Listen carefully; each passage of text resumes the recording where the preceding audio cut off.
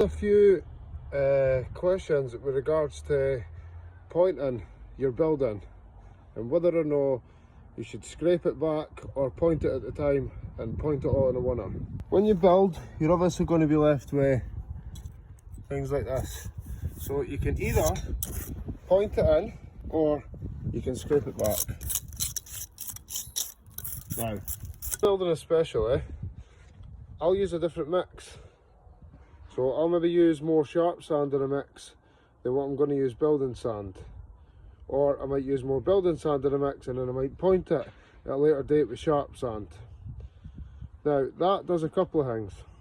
One, it means you don't have to gauge your building mix, because if you don't gauge, it's all going to be a different colour at the end. So that's another argument for pointing it all at the very end. So when you're doing a pointing mix, you'd have to gauge it with tubs. Like a ratio might be 5:2.